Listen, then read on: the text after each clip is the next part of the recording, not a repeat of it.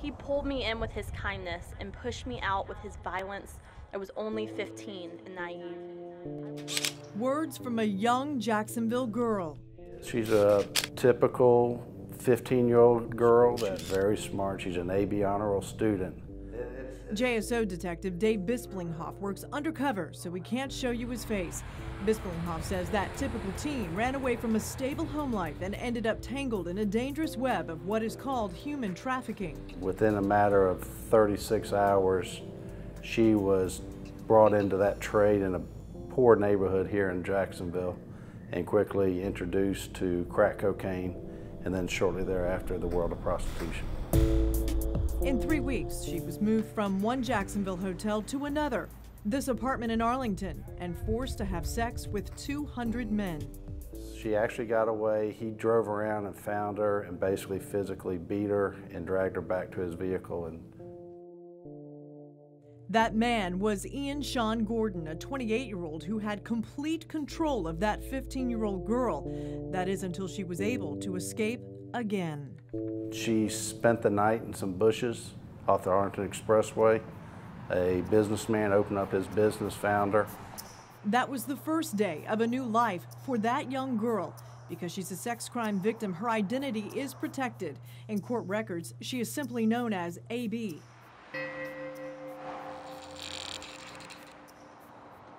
AB is just one of countless human trafficking victims in Jacksonville. The dark network of illegal sex continues to grow because more are demanding it. Many of the victims are runaways or those in an unstable home environment.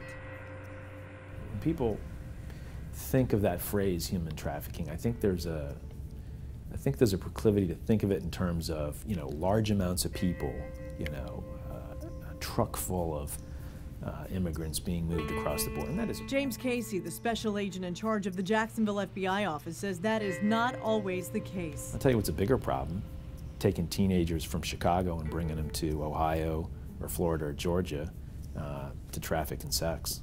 That's a huge problem, and it's a big problem everywhere in the country, and it's a big problem here. These are just some of the files on human trafficking in Jacksonville. Faces of those now behind bars for the crime. There are stories of girls being bused from Savannah to Jacksonville for sex, driven from Atlanta to Jacksonville, taken from I-95 in Jax to these apartments in St. Mary's, Georgia. Baker, Nassau, Duval, Columbia, Hamilton counties are just some of the spots tied to an international network. Sex sells, and it does. JSO and the FBI work together to find victims who can be children all the way to adults. It can be pretty young, 14, 15, maybe even a little younger than that sometimes. The difference in prostitution and human trafficking boils down to 3 points authorities have to prove in order to prosecute: threat, force, and coercion. In many cases, the girls are drugged. Some are even lured in what they believe are real jobs. According to court records, one woman from Mexico told federal agents she paid $3,000 to come to the U.S. so she could provide a better life for her family. They're promised jobs, normally in either the restaurant business or the hospitality business. And once they get here, those jobs don't exist. They were all made up. And they're basically told, you owe us money, you will do this trade. The going rate for 15 minutes of sex cost about $25. Authorities say the growth of trafficking networks is what concerns them the most. I was no longer human. I was a product for this man. I was his walking contraband. Now I'm sitting here, putting the pieces together so I won't have to live this life forever. Those are some of the last words AB said to her trafficker, Ian Gordon. She is the reason he will spend the rest of his life in prison. Her memory was just unbelievable, of the very smallest details possible, and the fact that she could recall so much that we actually put her in one of our vehicles and she drove us around town and pointed out some of the houses she was taken to when she wasn't being kept at the hotel.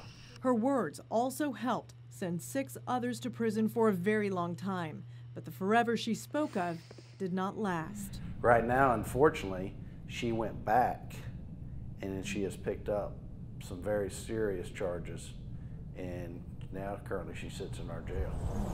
6 months ago, AB slipped right back into that dangerous web, a network this man, Gregory Hodge Jr., is accused of running, a web so controlling it was too hard for the teen to let go.